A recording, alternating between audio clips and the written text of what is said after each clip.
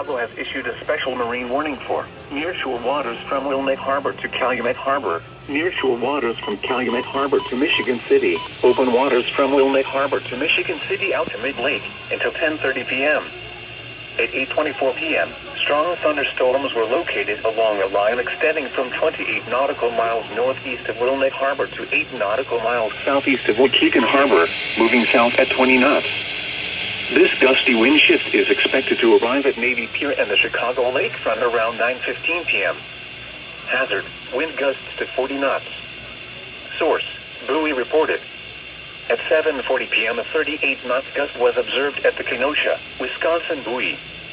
Impact, small craft could be damaged and briefly higher winds and suddenly higher waves.